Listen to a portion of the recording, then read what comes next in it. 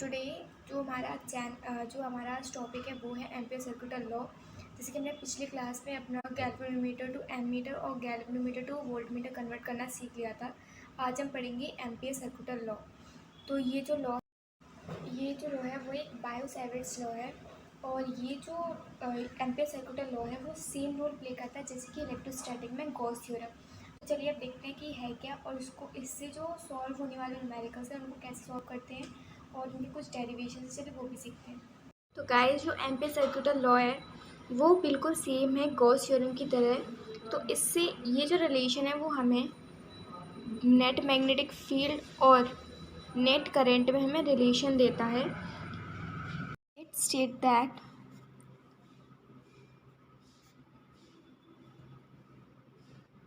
पहले मैं आपको इसकी डेफिनेशन बता देती हूँ। That the line integral of the resultant magnetic field along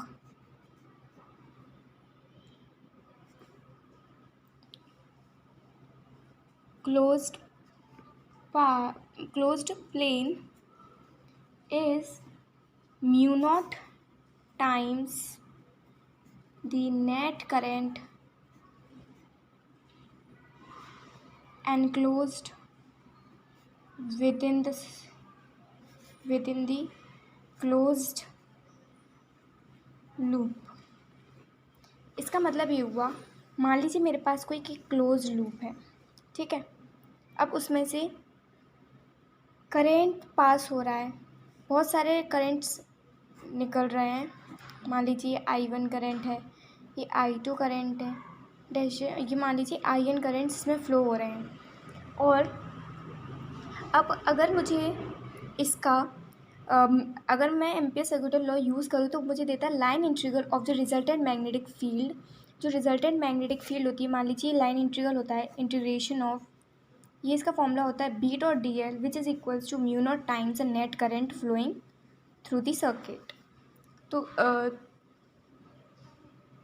तो नेट ये जो मैग्नेटिक फील्ड है इनटू जो ये इसका कर्व्ड है, क्लोज्ड प्लेन है, वो इक्वल होता है mu naught times the net current passing through this closed loop. तो अगर मैं इसको फर्दर लिखना चाहूँ, it is equals to B dot D L which is equals to mu naught, ये जो है वो दोनों वेक्टर क्वांटिटीज़ हैं तो मैं वेक्टर साइन लगाना है, इनटू द नेट करंट। तो नेट करंट जो है वो हमारे पास I1 plus I2 plus dash dash to IN, हमारे पास n नेट करंट है तो इन सब का एडिशन हो जाएगा। अब हम देखते हैं magnetic field due to current carrying conductor of infinite length, ठीक है। अब मान लीजिए मेरे पास कोई एक कंडक्टर है जो कि इनफाइनाइट लेंथ का है। उसका मैं सबसे पहले हम जैसे कि हम लोग गॉस थ्योरम में करते थे, क्लोज सरफेस बनाते थे। तो सबसे पहले हम इसका एक क्लोज सरफेस बनाते हैं। क्लोज सरफेस के पास अब हम देखते हैं, मान लीजिए मैं ये कोई पॉइंट P है, मैं इस सर्कल पे एक P पॉइंट ले लेती हूँ, इट इज़ पॉइंट P। और जो इसका रेडियस है from this point two this line, ये जो एक वायर है उसका रेडियस है R। अब मान लीजिए अगर मैं इसका करंट एलिमेंट बनाना चाहूँ तो करंट एलिमेंट परपेंडिकुलर होता है, तो ये हो जाएगा DL वेक्टर। और जो मैग्नेटिक फील्ड है वो इससे पास कर रही है, तो ये मान लीजिए हमारी मैग्नेटिक फील्ड है। तो अगर मैं देखना चाहूँ कि P पॉइंट में मैग्नेटिक फील्ड किस तरफ है, तो मान लीजिए मेरा कर्व सरफेस है, अगर P पॉइंट पर निकालना चाहूँ तो ये इस वायर में मान लीजिए ऊपर की तरफ करंट फ्लो हो रहा है, I करंट इज़ फ्लोइंग। तो I करंट के ऊपर अगर मैं अपना right hand thumb rule use करूँ तो P पॉइंट पर मेरी मैग्नेटिक फील्ड क्या हो रही है, अंदर की तरफ जा रही है। तो इस पॉइंट पर मैग्नेटिक फील्ड मेरी क्या होगी, इनवर्ड। इतना आपको समझ में आ गया होगा। हमने एक छोटा सा एलिमेंट लिया है DL एलिमेंट, ये जो है उसकी DL लेंथ है। आई होप कि आपको डायग्राम क्लियर होगा। चलिए अब देखते हैं इसका डेरिवेशन क्या है। तो सबसे पहले हमने ये सारी चीज़ें कंसिडर कर ली। अब देखते हैं हमने क्या पढ़ा था अभी, दैट कि जो नेट करंट फ्लो कर रहा है वो कितना होता है, mu naught times net current, net magnetic field into the जो भी उसका सरफेस एरिया होता है वो इक्वल होता है mu naught times the net current. तो अब हम अप्लाई करते हैं। Now applying Ampere circular law. तो हमें पता है integration of B dot D L is equals to the mu naught times the net current flowing through the circuit या फिर क्लोज लूप। ठीक है, अब देखते हैं integration of B D L. जब डॉट प्रोडक्ट हटता है तो यहाँ पे कॉस थीटा लगता है, which is equals to mu naught times I net. तो अगर मैं मैग्नेटिक फील्ड और उसकी लेंथ के बीच में देखूँ तो वो हमेशा परपेंडिकुलर ही बना रहा था। तो थीटा की वैल्यू यहाँ पे कितनी हो जाएगी, 90 डिग्री। तो simply B dot D L कितना, B dot D L cos theta. अब हम मान लेते हैं एक छोटी सी लेंथ है डी एल लेंथ। ठीक है, अब इस स्मॉल लेंथ का जो डी एल वैक्टर है वो परपेंडिकुलर होगा। तो ये है हमारा डी एल वैक्टर। ये क्या है, करंट एलिमेंट। जिस तरफ करंट एलिमेंट होता है उसी तरफ हमारी मैग्नेटिक फील्ड होती है। तो मैग्नेटिक फील्ड भी मान लीजिए ये रही। तो अगर मैं इस पीक पॉइंट पर मैग्नेटिक फील्ड निकालना चाहूँ तो मैं अपना यूज़ करूँगी राइट हैंड थंब रूल। तो according to this right hand thumb rule, अगर मैं अपने फिंगर्स को फोल्ड करती हूँ तो मेरी मैग्नेटिक फील्ड क्या आ रही है, पॉइंट पी की तरफ इनवर्ड आ रही है। तो इसके अकॉर्डिंग जो मेरी मैग्नेटिक फील्ड आ रही है इनवर्ड आ रही है। तो हमने क्या किया, सबसे पहले हम देखते हैं हमने क्या क्या यूज़ किया इसमें। तो हमने कंसिडर किया एक इन्फानाइट लेंथ कंडक्टर। ठीक है, कंसिडर किया हमने एक इन्फानाइट लेंथ का कंडक्टर जिसके पास हैविंग करंट आई, जो उसमें से फ्लो हो रहा है, I current is flowing through this. तो मान लीजिए इसमें करंट कितना फ्लो हो रहा है, आई करंट। तो पी पॉइंट है वो हमने एक ऑब्जर्वेशन पॉइंट माना है और जिसका डिस्टेंस कितना है, आर। हमने सबसे पहले एक एम्पियर सर्कुलर मतलब एम्पियर लूप यूज़ किया है, ड्रॉ किया है पॉइंट जो कि पॉइंट पी से पास हो रहा है। चूँकि हमें बताता है कि जो मैग्नेटिक फील्ड है एट पॉइंट पी पॉइंट पर क्या है, हमने अभी निकाली थी इनसाइड है मैग्नेटिक फील्ड। और जो डी एल वैक्टर है वो क्या है, एक स्मॉल लेंथ है। डी एल जो है वो स्मॉल लेंथ है एम्पियर लूप की, एंड डी एल वैक्टर जो है वो स्मॉल वेक्टर है जो कि पॉइंट जो कि मैग्नेटिक फील्ड की डायरेक्शन में ही है। ठीक है, अब अप्लाई करेंगे। Now applying Ampere circular law. तो अगर एम्पियर सर्कुलर लॉ हम यूज़ करें तो which is equals to integration of B dot D L which is equals to mu naught into the net current. ठीक है, अब इसको हम फर्दर लिख सकते हैं B D L cos theta, क्योंकि डॉट प्रोडक्ट हटाते हैं तो कॉस थीटा आता है, which is equals to mu naught into I net. अब ये हमने निकाला था कि जो बी और डी एल है दोनों के बीच में थीटा कितना है, 0। तो थीटा यहाँ पे 0 हो जाएगा तो कॉस 0 कितना हो जाएगा, 1। तो ये सिंपली आ जाएगा integration of B D L which is equals to mu naught into net current. ठीक है, अब देखिए जो मैग्नेटिक फील्ड है वो एक कांस्टेंट क्वांटिटी है, सिर्फ इंटीग्रेशन करना पड़ेगा हमें डीएल का। डीएल क्या है, जो एरिया या फिर जो लेंथ है उसकी। ठीक है, which is equals to mu naught into the net current. अब बी इंटू डी एल जो हो जाएगा वो हो जाएगा 2 पाई आर, क्योंकि सर्कमफ्रेंस ऑफ अ सर्कल होता है 2 pi R, which is equals to mu naught into I net. तो B into 2 pi R is equals to mu naught into I net. इतना पोर्शन अब हमें आ गया। अब हमें निकालनी है मैग्नेटिक फील्ड। तो मैग्नेटिक फील्ड निकालने के लिए हम क्या करेंगे, हम डिवाइड कर देंगे इसे 2 पाई आर से इंटू आई नेट। ठीक है, अब हम देखिए हमें वैल्यू पता है म्यू नॉट अपॉन 4 पाई की, जो कि होती है 10⁻⁻⁷। तो इसको सिंपली इसमें कन्वर्ट करने के लिए हम क्या करेंगे, 2 से मल्टीप्लाई कर दें, 2 से डिवाइड कर देते हैं। तो ये हो जाएगा mu naught upon 4 pi are I net into 2। ठीक है, तो सिंपली जो हमारे पास फॉर्मूला आ गया वो हो गया mu naught upon 4 pi 2 I net over R. ये है मैग्नेटिक फील्ड जो कि पास कर रही है थ्रू द इन्फानाइट कंडक्टर से। अब चलते अपने नेक्स्ट टॉपिक पे, जो कि है applications of ampere circular law. ACL means short form है एम्पियर सर्कुलर लॉ की। तो सबसे पहले हम देखते हैं इसकी पहली एप्लीकेशन है कि हम मान लीजिए हमारे पास कोई भी कंडक्टर है, हम उसकी मैग्नेटिक फील्ड निकाल सकते हैं। तो ये है हमारा पहला लॉ। तो इसमें लिखते हैं magnetic field due to a current carrying conductor. ठीक है गाइस, तो अब देखते हैं। तो मान लीजिए कोई हमारे पास एक सिलेंड्रिकल कंडक्टर है, ठीक है। तो मान लीजिए हमारे पास क्या है, कोई एक सिलेंड्रिकल कंडक्टर है।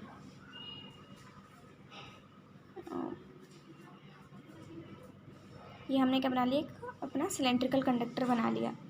अब क्या है, अब इसकी रेडियस या फिर एक तरीके से लेंथ ही मान लीजिए, तो वो कितनी है हमारी, मान लीजिए ये हम इसका मिडिल पोर्शन ले रहे हैं, तो रेडियस कितनी हो जाएगी इसकी, आर मान लीजिए, जिसमें कि करंट आई फ्लो हो रहा है। तो ये इसके बीच में से इसमें करंट क्या फ्लो हो रहा है, आई करंट जो हो रहा है इस कंडक्टर में से फ्लो हो रहा है, ठीक है। इसकी रेडियस आर है, इस पर करंट आई फ्लो कर रहा है, और जो इसकी मान लीजिए, and this current I is distributed uniformly all over the cross section area of this cylinder. तो अगर मैं इसकी एरिया निकालना चाहूँ तो ये हो जाएगी, सॉरी, अगर मैं करंट निकालना चाहूँ इस पूरी एरिया में से, तो ये हो जाएगा current per unit area which is equals to pi radius square. अब हम क्या करेंगे, इसके डिफरेंट पॉइंट्स पे से मैग्नेटिक फील्ड देखेंगे कि कितनी कितनी होती है। तो सबसे पहले इसकी मैग्नेटिक फील्ड देखते हैं एट पॉइंट P1। तो P1 के अकॉर्डिंग हम इस पर क्या करेंगे, सबसे पहले एक एम्पियर लूप बनाएंगे। तो एम्पियर लूप बनाने के लिए हम P पॉइंट से पास करने वाला, P पॉइंट से पास कराएंगे एम्पियर लूप को। तो मान लीजिए मेरा एम्पियर लूप बन गया। जैसे कि हमने एक डीएल लेंथ ली थी, तो मान लीजिए हम डीएल लेंथ ले लेते हैं, ये है गई हमारी डीएल लेंथ। अब इसका एक करंट एलिमेंट लेंगे, ये हो गया डीएल लेंथ जो कि करंट एलिमेंट है, और मैग्नेटिक फील्ड भी है, वो भी इसी डायरेक्शन में है।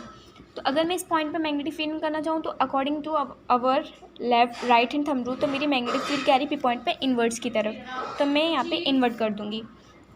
अब देखिए जो रेडियस आर है वो स्मॉल है एज़ कम्पेयर टू ए, ठीक है। अब हम इसकी वजह से इस पर निकालेंगे मैग्नेटिक फील्ड। तो सबसे पहले हमने देख लिया, हमने पी पॉइंट माना, उसका डिस्टेंस ए लिया है।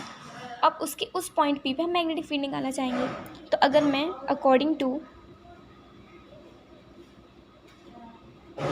एम्पियर सर्कुलर लॉ यूज़ करूँ तो उसके अकॉर्डिंग हमें पता है लाइन इंटीग्रल निकालते हैं हम मैग्नेटिक फील्ड का into this area which is equals to the mu naught times net current जो कि फ्लो कर रहा है।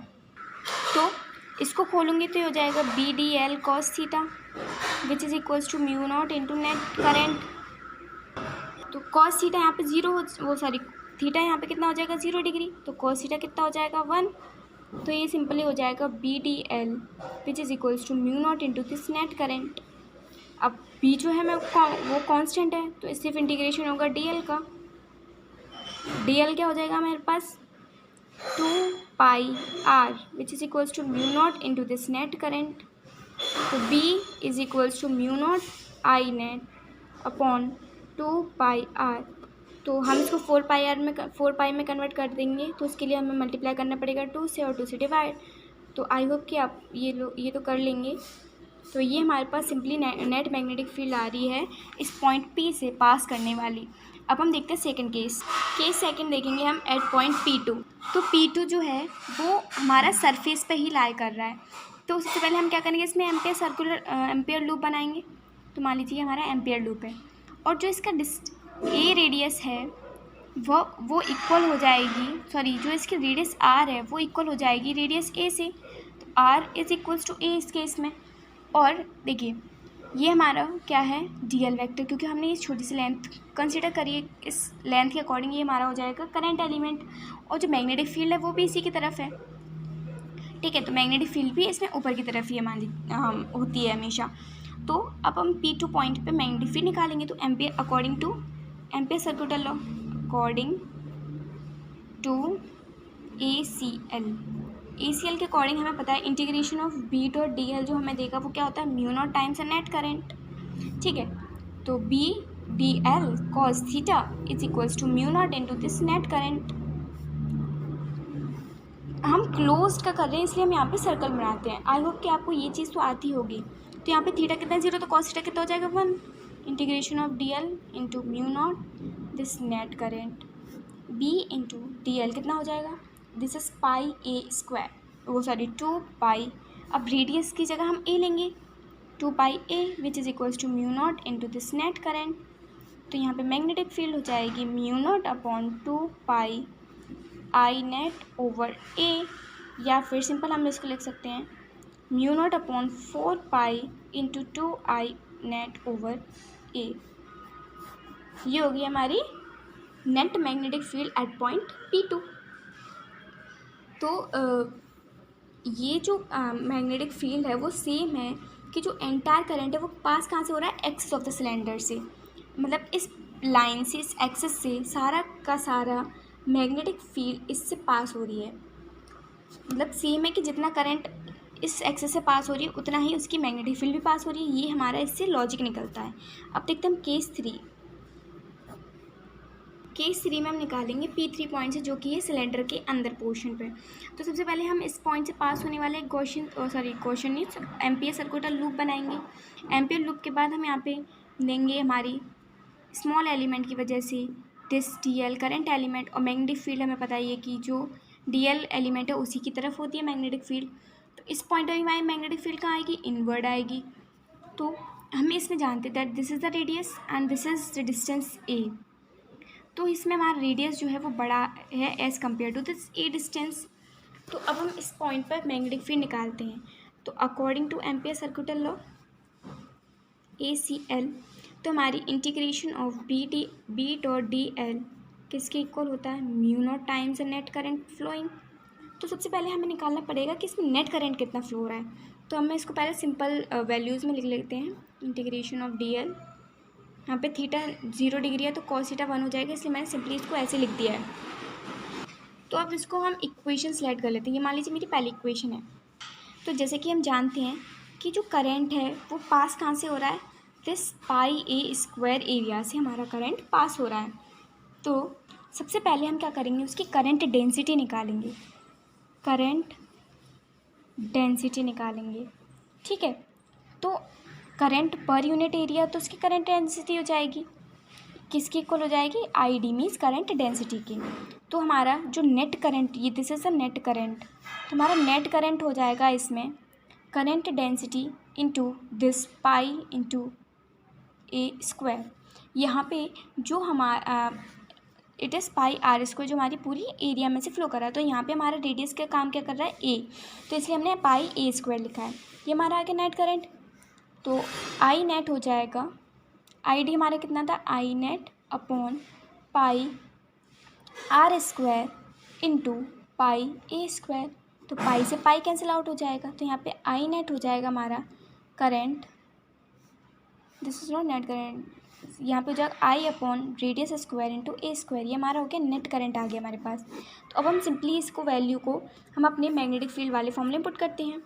तो यहाँ पे हो जाएगा BDL integration which is equals to mu naught into net current कितना है, pi A square upon radius square. तो B इंटू हमारा DL कितना है, 2 pi R which is equals to mu naught I A square upon R square. It is 2 pi radius, sorry guys, यहाँ पे जो हमारी रेडियस हम एम्पियर सर्कुलर लॉ के अकॉर्डिंग यूज़ करें तो वो हमारी A है यहाँ पे, इसलिए हम यहाँ पे A लिखेंगे। तो यहाँ पे A से A कैंसिल आउट हो जाएगा, तो मैग्नेटिक फील्ड आ जाएगी mu naught I A upon radius square into 2 pi, ठीक है। तो ये हो जाएगी B is equals to mu naught upon 4 pi 2 I A over R square. तो ये आ गई हमारी नेट मैग्नेटिक फील्ड, जो कि एक सिलेंडर के अंदर इनर एरिया से पास हो रही है। तो हमारे तीनों केसेस कंप्लीट हो चुके हैं। अब हम देखते हैं नेक्स्ट टॉपिक जो है वो है हमारा सोलेनॉइड। अब हम जानते हैं सोलेनॉइड होता क्या है। सोलेनॉइड क्या है, एक हेलिकल कॉइल है जो कि किससे बनी हुई है, by binding an insulated copper over the hollow cylinder. तो मान लीजिए मेरे पास एक हॉलो सिलेंडर है, ठीक है, ये मेरे पास क्या है, एक हॉलो सिलेंडर। अब जब मैं एक इंसुलेटेड कॉपर वायर को इसके ऊपर हेलिकल कॉइल के अकॉर्डिंग अरेंज करती हूँ तो ये मेरा क्या करता है, एक सोलेनॉइड की तरह काम करता है। इसमें क्या होता है, मैग्नेटिक फील्ड लाइन इसके अंदर से पास करती हैं। तो ये हमारा सिंपल एक सोलेनॉइड। अब हम देखते हैं कि ये हमें पता है कि सोलेनॉइड क्या है, एक मैग्नेटिक डिवाइस जो कि मैग्नेटिक फील्ड पास आउट कराता है। तो इसमें क्या होता है, मान लीजिए इसका नॉर्थ पोल है और इसका साउथ पोल है, तो ये मान लीजिए मैग्नेटिक फील्ड है।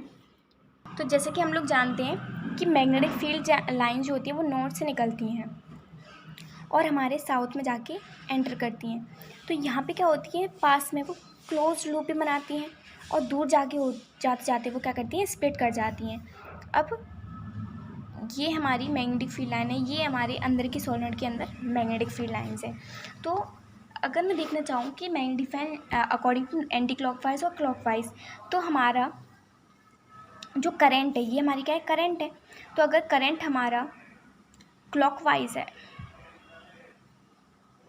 तो क्या है, हमारा साउथ पोल बनेगा, और हमारा करंट अगर एंटी क्लॉकवाइज तो नॉर्थ पोल बनेगा। तो इसके अकॉर्डिंग हमें यहाँ पे समझ में आ जाता है कि कहाँ नॉर्थ बनता है और कहाँ साउथ बनता है। अब हम देखते हैं magnetic field line inside the core of solenoid. Let's see. तो मैं एक कोर बनाती हूँ, मान लीजिए ये मेरा कोर है। मैंने क्या किया है, एक सोलेनॉइड को बीच वाले पोर्शन से कट कर दिया है।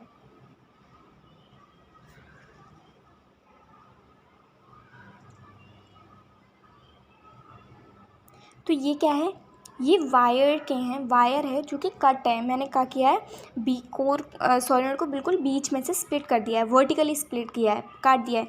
तो एक तरफ से मैग्नेटिक फील्ड लाइन क्या है, बाहर निकली और दूसरी तरफ एंटर करें। तो एक तरफ ऊपर डॉट है और नीचे क्रॉस है। तो सबसे पहले हम क्या करते हैं, यहाँ पे एक लूप बना लेते हैं। तो मान लीजिए मैंने एक लूप बना लिया है, मेरा ये एक लूप है। इसके बीच से यहाँ पे क्या है, करंट पास कर रहा है, जैसे कि हम जानते हैं करंट एंड मैग्नेटिक फील्ड, ये हमारी मैग्नेटिक फील्ड लाइन से पास कर रही है। तो हम ये हमारा जो लूप है, हम इस पे इसकी मैग्नेटिक फील्ड निकालेंगे। तो ये हम पहले इसको डिवाइड कर देते हैं। ये हमारा मान लीजिए हमारा साउथ पोल है, ये हमारा नॉर्थ पोल है। ये ए पॉइंट, ये बी पॉइंट, ये सी पॉइंट और ये डी पॉइंट। अब यहाँ पे हम ले लेते हैं एक छोटी सी लेंथ डी एल लेंथ, और ये पूरी हम कंसिडर करते हैं लेंथ एल। सिमिलरली यहाँ भी हमारी एक छोटी सी लेंथ डी एल और ये हमारी पूरी लेंथ एल। मैग्नेटिक फील्ड हमें पता है कहाँ से पास हो रही है, हर तरफ हम एक छोटी सी लेंथ ले लेते हैं डी एल। अब देखिए, अब हम इसके करंट का डायरेक्शन बताते हैं। अगर करंट हम यहाँ पे है तो करंट इस तरफ ऊपर जाएगा, इस तरफ लेफ़्ट एंड इस तरफ फिर नीचे। ये हमने करंट का डायरेक्शन बना लिया। तो हमने क्या किया, करंट सोलेनोइड को कंसिडर किया है जिसके पास नंबर ऑफ़ टर्न्स कितने हैं, number of turns N number of turns मान लीजिए, जो कि मतलब, और इसमें क्या है, per unit length, number of current per unit length हमने कंसिडर किए। अब करंट पास कर रहा है इस कॉइल से। अब हम पी पॉइंट पे, मान लीजिए मेरे पास कोई कोर का पी पॉइंट है, अब मुझे इस पॉइंट पे इसका मैग्नेटिक फील्ड निकालनी है। तो हमने सब एम्पीयर सर्कुलर लॉ भी हमने क्या किया है, एक एम्पीयर सर्कुलर लॉ जो कि एक रेक्टेंगुलर शेप का है, वो हमने ड्रॉ किया है। अब हम अप्लाई करेंगे अपना Ampere circular law. According to this law हमें पता है line integral of this magnetic field is equals to the mu naught times the net current flowing. ठीक है, अब B D L cos theta is equals to mu naught into net current. अब इसका जो net current है वो हमें पहले देखना पड़ेगा किस किस तरफ इसका नेट करंट जा रहा है। तो सबसे पहले हम भी अब ऐसे लिखते हैं। तो बी डॉट डी एल है, उसको डिवाइड करते हैं पहले पार्ट्स में, इसकी एरिया डिवाइड करते हैं। तो हम A B C C D और डी ए 4 पार्ट्स में इसकी एरिया को डिवाइड करते हैं। तो it is A B dot D L plus B C B dot D L plus C D B dot D L plus D A B dot D L. ये हमने इसकी area divide कर ली, जो कि equal होगी mu naught times net current. ठीक है, अब देखिए एक चीज़ इसमें नोटिस करने की है कि यहाँ पे मैंने सर्कल बनाया है बट यहाँ पे सर्कल नहीं बनाया है, क्योंकि ये मैं क्या कर रही हूँ पूरे क्लोज लूप का कर रही हूँ, बट ये चीज़ जो है इंटीग्रेशन ए बी वो मैं किसी क्लोज लूप का नहीं कर रही हूँ, बस एक लाइन एक पार्ट का कर रही हूँ, इसलिए मैंने यहाँ पे सर्कल नहीं बनाया है। तो सबसे पहले हम क्या करेंगे, A B B C C D और डी सी। अब इन चारों लाइन में हम देखेंगे कि थीटा और मैग्नेटिक फील्ड के बीच में रिलेशन क्या है। तो सबसे पहले आते हैं हम ए बी के ऊपर। ए बी में जो थीटा और थीटा है in this magnetic field and this D L वो कितना है। तो यहाँ पे देखिए मैग्नेटिक फील्ड इस तरफ है और करंट एलिमेंट की लेंथ भी हमारी इसी तरफ है, तो यहाँ पे थीटा कितना हो गया 0। अब बी सी में देखते हैं, देखिए तो यहाँ पे हमारा डी एल एलिमेंट ऊपर की तरफ है, मैग्नेटिक फील्ड हमारी इस तरफ है, तो यहाँ पे थीटा कितना हो गया, theta is equals to 90 degree. Now C D, यहाँ पे हमारी मैग्नेटिक फील्ड लाइन इस तरफ है और डी एल एलिमेंट क्या है इस तरफ, तो यहाँ पे थीटा कितना हो गया 180 degrees. Now in again it is D A, तो यहाँ पे देखिए मैग्नेटिक फील्ड लाइन किस तरफ है इस तरफ, और डी एल एलिमेंट किस तरफ है यहाँ पे नीचे की तरफ, तो थीटा कितना हो गया यहाँ पे 90 डिग्रीज़। तो ये हमने हमारे थीटा की वैल्यूज़ निकाल ली according to this A B B C C D and D A part. अब हम इन सारी वैल्यूज़ को अगर मैं इसमें सॉल्व करूँ तो देखिए यहाँ पे 90 डिग्रीज़ वाले हमारे मतलब बी सी और डी ए हमारे यहाँ पे ऑलरेडी कितना हो गया 0, हमारे पास बस 2 एलिमेंट बचे ए बी और सी डी। तो अब हमारा जो नेट मैग्नेटिक फील्ड आएगी वो आएगी, तो यहाँ पे हमारे पास कौन से एलिमेंट बचे थे, B dot D L which is equals to integration of B dot D L, this is not full integration, it is A B and plus integration of C D B dot D L. तो देखिए इस case में हमारा theta कितना आ रहा था 180 degree. अब 180 degree आ रहा है तो क्या आ रहा है कि इन्फानाइट लेंथ पे, तो इन्फानाइट लेंथ पे जो हमारी मैग्नेटिक फील्ड होती है वो क्या होती है, तो अगर यहाँ पे मैग्नेटिक फील्ड क्या है एट इन्फिनिटी, तो वो कितनी हो जाएगी 0। तो इसलिए हमारे पास सिर्फ एक एलिमेंट बचता है जो कि है ए बी एलिमेंट। तो B dot D L into this A B element is equals to mu naught times the net current passing through the loop. अब आप सोच रहे होंगे कि मैग्नेटिक फील्ड लाइन इन्फिनिटी पे 0 क्यों है, क्योंकि अगर सोलिनॉइड इन्फिनाइट लेंथ का हो जाएगा तो मैग्नेटिक फील्ड क्या हो जाएगी बाहर की तरफ पहुंच जाएगी, और बाहर की तरफ मैग्नेटिक फील्ड होती ही नहीं है, इसलिए वहाँ पे मैग्नेटिक फील्ड कितनी है 0। तो हमारे पास ये एलिमेंट बचा था, तो ये हो जाएगा B it is A B to this D L length which is equals to mu naught into net current क्या हो गया the total number of turns into the length the net current जो उसमें फ्लो हो रहा है। तो यहाँ पे जो हमारे ये था ना नंबर ऑफ टर्न्स वो n थे स्मॉल n, तो हमारा जो करंट पास कर रहा था ना, करंट पास कर रहा है वो कर रहा है नंबर मतलब पर यूनिट लेंथ, मतलब अगर नंबर ऑफ टर्न्स अगर इसमें n है तो करंट भी इस तरफ है, तो इसमें जो करंट पास करेगा वो होगा n टू l टाइम्स। तो इसलिए टोटल नंबर ऑफ टर्न्स कितने हो गए नंबर इनटू दिस लेंथ, तो करंट इसमें इतना पास कर रहा है, this is the net current. तो यहाँ पे magnetic field into this D L की लेंथ कितना हो जाएगा simply L which is equals to mu naught into N I L, L से एल कट जाएगा तो बी आ जाएगा मेरे पास mu naught into N I. ठीक है, ये आ गई हमारी नेट मैग्नेटिक फील्ड। एक चीज़ और देखिए इसमें, तो मान लीजिए मेरे पास एक सॉरी थोड़ा डायग्राम अच्छा नहीं बना है बट तब भी स्टिल ये हमारा साउथ पोल है, ये हमारा क्या है नॉर्थ पोल, यहाँ पे मैग्नेटिक फील्ड बाहर निकल रही है।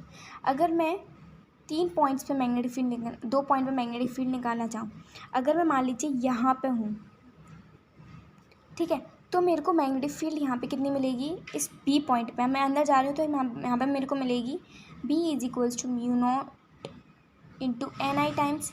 अगर मैं बाहर निकल गई तो मेरे को मिलेगी mu naught I N upon 2 times. तो बीच में मैग्नेटिक फील्ड और बाहर की मैग्नेटिक फील्ड में जस्ट हाफ का डिफरेंस होता है। तो अगर at the end of the solenoid देखूँ तो मैग्नेटिक फील्ड जो होगी वो एग्जैक्टली हाफ होगी जितने की उसके बीच में है। ठीक, क्योंकि देखिए समझिए, अगर मान लीजिए मैं यहाँ बैठी हूँ बिल्कुल पंखे के नीचे बैठी हूँ, ये मेरे ऊपर क्या चल रहा है एक फ़ैन चल रहा है, तो मैं अगर बिल्कुल इसके नीचे बैठी हूँ तो मेरे को पूरी हवा मिलेगी, बट अगर मैं साइड में चली जाऊँ तो इसके मुकाबले मुझे इसकी हाफ़ हवा मिलेगी। हाफ हवा मिलेगी। तो इसलिए ये कहते हैं कि जो नेट मैग्नेटिक फील्ड इसकी सोलेनोइड के अंदर होती है दोनों पोल्स की वजह से, वो बाहर जाके दोनों तरफ यहाँ पे भी म्यू नॉट I/2 हो जाएगी और यहाँ पे भी म्यू नॉट IN/2 हो जाएगी। तो इसलिए यहाँ पे मैग्नेटिक फील्ड बीच में 1 है as compare to this 0.5 at this ends. तो आई होप कि आपको ये चीज़ समझ में आ गई होगी। अब नेक्स्ट हम चलते हैं अपना next topic which is toroid. तो सबसे पहले हम इसका डायग्राम बनाते हैं, बट उससे पहले एक चीज़ देखते हैं। जो यहाँ पे हमारी n है उसको हम लिखेंगे n/L, means number of turns per unit length. अगर न्यूमेरिकल्स में कभी कभी लेंथ के अकॉर्डिंग सॉल्व करने के लिए आ जाता है तो यहाँ पे स्मॉल n की जगह हम लिखते हैं number of turns per unit length. और जो नेट करंट था वो क्या कर रहा था, this number of turns per unit length, इसको हमने स्मॉल n माना है इनटू द लेंथ, जो कि हमारी पूरी कंडक्टर की लेंथ है। बस यही इसमें एक चीज़ थी जो मैं आपको बतानी थी। तो अब हम चलते हैं नेक्स्ट टॉपिक पे। हमारा नेक्स्ट टॉपिक है टोरॉइड।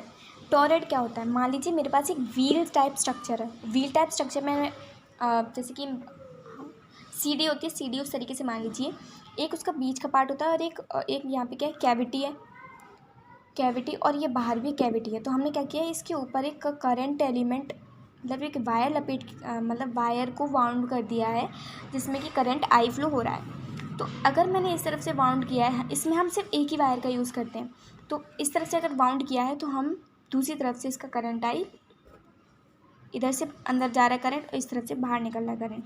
तो इसको हम डिस्क्राइब कर सकते हैं एक तरीके का सोलेनोइड होता है जो कि एक हॉलो डोनट की तरह हॉलो डोनट में बेंड कर दिया गया है।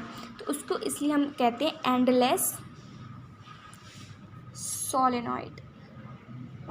अब हम देखते हैं इसका एक स्ट्रक्चर जिसमें हमने क्या किया, इसको वर्टिकली स्प्लिट कर दिया है, वर्टिकली कट कर दिया है। तो यहाँ पे क्या है, ये मैग्नेटिक फील्ड है, ये क्या है, वायर के ऊपर हमने मैग्नेटिक फील्ड निकाले। तो ये हमारी आउटवर्ड मैग्नेटिक फील्ड है। तो यहाँ पे मैंने क्या बना रही हूँ, डॉट।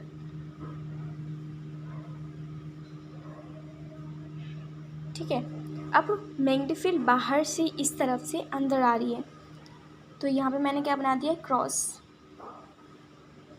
तो हमें पता चल गया कि मैग्नेटिक फील्ड हमारी किस तरफ है, आउटवर्ड, और ये हमारी मैग्नेटिक फील्ड क्या है, इनवर्ड। तो अब हमें क्या करना है, इस सॉलिड के ऊपर मैग्नेटिक फील्ड निकालनी है। तो हम सबसे पहले हमने एक पॉइंट P मान लिया है और उस पर एक सर्कुलर लूप बनाया है। पॉइंट P मान के हमने क्या किया है, सर्कुलर लूप बना दिया है। अब उसका सबसे पहले क्या करते हैं, इसमें एक DL लेंथ कट कर लेते हैं जिसका करंट एलिमेंट ये है, DL is the current element, और मैग्नेटिक फील्ड क्या है, इसके ऊपर ये मान लीजिए इसकी क्या है, मैग्नेटिक फील्ड। तो मैग्नेटिक फील्ड और DL के बीच में हमेशा थीटा कितना होता है, 0 डिग्री। जिस तरफ करंट एलिमेंट होगा उसी तरफ उसकी मैग्नेटिक फील्ड होगी, तो इसलिए यहाँ पे थीटा कितना है, 0 डिग्री। तो अब हम देखते हैं, ये मेरा सेंटर पॉइंट है, इससे जो मेरी डिस्टेंस है P पॉइंट की वो कितनी है, रेडियस R मान लीजिए। तो अगर इसके अंदर हमने सर्कुलर लूप बनाया है तो इसकी रेडियस, इनर रेडियस ये है IR, और इसकी आउटर रेडियस जो हमने, ये जो हमारे डिस्टेंस है ये कितना हो जाएगा, R रेडियस आउटवर्ड। ठीक है, ये RO RI आपको आई होप समझ में आ गया होगा। तो सबसे पहले ये हमारा क्या है, P1 पॉइंट है। ये हमारा, हमने यहाँ पे 3 पॉइंट्स माने हैं, ये हमारा P2 पॉइंट है, ये P1 पॉइंट है और ये हमारा P3 पॉइंट है। हम तीनों पॉइंट पर मैं मैग्नेटिक फील्ड निकाली है। अब देखिए P1 पॉइंट पर निकालेंगे तो मैग्नेटिक फील्ड बाहर तो होती नहीं है, तो यहाँ पे सिंपली 0 हो जाएगी। और यहाँ पे देखिए P2 पॉइंट पे अंदर कैविटी है, कैविटी के अंदर मैग्नेटिक फील्ड नहीं होगी, इसलिए P2 पॉइंट पे भी कितनी है, मैग्नेटिक फील्ड 0। तो हम सिंपली हमारे सिर्फ इस पॉइंट पे मैग्नेटिक फील्ड मिलेगी जो कि इन दोनों की एक्सिस पे है। तो राइट हैंड थंब रूल से हमने इसकी मैग्नेटिक फील्ड निकाली कि किस तरफ से अंदर की तरफ है और किस तरफ से बाहर की तरफ है। तो हमने जो इसकी मैग्नेटिक फील्ड निकाली है वो हमने टेंजेंशियली निकाली है, हर एक पॉइंट पे टेंजेंट ड्रॉ करके हमने इसकी मैग्नेटिक फील्ड निकाली कि वो किस तरफ है। अब हम अपना जो एम्पियर सर्कुलर लूप है उसको यूज़ करके इसकी मैग्नेटिक फील्ड निकालते हैं। तो अगर मैं अप्लाई करूँ, apply Ampere circular law, according to this law, तो हमारी बी डॉट डी एल का इंटीग्रेशन इक्वल हो जाएगा mu naught times the net current passing through this area. हम यहाँ पे नंबर ऑफ टर्न्स कितने हैं, एन है यहाँ पे नंबर ऑफ टर्न्स, ठीक है। तो थीटा कितना हो जाएगा, जैसे कि हम जानते हैं कि दोनों के बीच में थीटा हमेशा ज़ीरो होता है, तो यहाँ पे B dot D L integration which is equals to mu naught into this net current, ये आ गया हमारे पास। अब जो नेट करेंट है, आई नेट कितना होता है, जितने नंबर ऑफ टर्न्स होते हैं उसमें जितना करंट पास कर रहा है, ये होता है हमारा number of turns, net current होता है, ठीक है। और अगर नंबर ऑफ टर्न्स अगर हमें दे रखे क्वेश्चन में, तो हम कैसे निकालेंगे, तो ये हो जाएगा B into integration of D L which is equals to mu naught into this N I, ठीक है। ये हमारा, इसको हम मान लेते हैं, इसको हम कंसिडर करते हैं स्मॉल एन। अब मैं बताऊंगी स्मॉल एन क्यों करते हैं, बट उससे पहले हम पहले डेरिवेशन देख लेते हैं। ये हो जाएगा 2πr which is equals to mu naught, sorry अभी नहीं, अभी इसको कैपिटल एन ही मानेंगे, it is simply capital N, sorry guys, it is capital N into this I. तो जो हमारी मैग्नेटिक फील्ड निकलेगी वो हो जाएगी mu naught N upon 2πr into I. अब हम इसको मानेंगे स्मॉल एन, तो b is equals to mu naught small N into I. Small N का मतलब हो गया number of turns per unit the length of ampere loop, ठीक है। अब जैसे कि हमने सॉल्वर में बताया था कि बीच में मैग्नेटिक फील्ड कितनी होती है और बाहर कितनी होती है, बट टोरॉइड में हर जगह मैग्नेटिक फील्ड सेम रहती है, चाहे आप किसी भी पॉइंट पे, ये मान लीजिए कि मेरे पास एक टोरॉइड है, तो अगर मैं यहाँ देखूँगी, यहाँ देखूँगी, यहाँ देखूँगी, यहाँ देखूँगी, हर जगह जो मैग्नेटिक फील्ड रहेगी वो यही रहेगी, mu naught N I which is equals to same, मतलब सेम ही रहेगी। क्योंकि टोरॉइड क्या है, एक एंडलेस सॉलिनॉइड है, और वहाँ पे कहीं भी वो कभी भी ख़त्म नहीं होती, और वो क्या है, कॉन्सेंट्रिक सर्कल्स में डिवाइड होती है, इसलिए। अब एक चीज़ इसमें देखिए कि अगर मान लीजिए टॉरॉइड है, अगर इसका पॉइंट पी ऊपर की तरफ शिफ्ट हो गया, तो यहाँ पे क्या हो गया, एम्पियर लूप जो हो गया वो बढ़ गया, एम्पियर लूप बढ़ेगा तो रेडियस बढ़ेगी, एम्पियर लूप अगर बढ़ गया तो रेडियस बढ़ेगी, लेकिन एन डिक्रीज़ होगी, तो इसलिए क्या हो जाएगा, एन डिक्रीज़ होगी, तो इसकी वजह से जो हमारा मैग्नेटिक फील्ड है वो भी डिक्रीज़ होगी। अगर इस पॉइंट को नीचे ले लेते हैं तो मैग्नेटिक फील्ड इंक्रीज़ हो जाएगी, क्योंकि नंबर ऑफ टर्न्स क्या हो जाएंगे, डिक्रीज़, और करंट क्या हो जाएगा, नंबर ऑफ टर्न्स इंक्रीज़ होंगे और करंट क्या हो जाएगा, डिक्रीज़, इसलिए रेडियस डिक्रीज़ हो जाएगी, इसलिए। क्योंकि अगर एन की वैल्यू होती है एन अपॉन 2πr, तो अगर रेडियस बढ़ेगा और एन डिक्रीज़ होगा, इसका सिंपली मतलब है हमारी मैग्नेटिक फील्ड क्या होगी, डिक्रीज़। अगर एन रेडियस घटेगा और एन बढ़ेगा, तो इसका सिंपली मतलब है कि हमारी मैग्नेटिक फील्ड इंक्रीज़ होगी। तो ऊपर नीचे पॉइंट से डिफरेंट हो सकता है। अगर मुझे एवरेज मैग्नेटिक फील्ड निकालनी टॉरॉइड की, तो मैं क्या करूँगी, रेडियस, इनर जो रेडियस है अपॉन दिस आउटर रेडियस, उसका एवरेज निकाल दूँगी। एवरेज मैग्नेटिक फील्ड निकालने के लिए मेरे को ये वाला फॉर्मूला यूज़ करना पड़ेगा, और ये मैं निकालूंगी क्योंकि मेरे को चाहिए रेडियस एवरेज। तो ये मेरे पास किसके इक्वल है, रेडियस एवरेज के। तो रेडियस एवरेज से अगर मैं इस चीज़ को यहाँ पे रेडियस की तरफ पुट करूँगी, तो मेरे पास मैग्नेटिक फील्ड एवरेज निकल आएगी। आई होप कि आपको आज का जो लेक्चर है टॉरॉइड सोलेनॉइड अच्छे से समझ में आ गया होगा। अगर आपको कुछ भी समझ में नहीं आता है तो प्लीज़ मुझे कमेंट सेक्शन में ज़रूर बताइएगा। Please share my video, subscribe my channel. Thank you guys, bye bye and take care.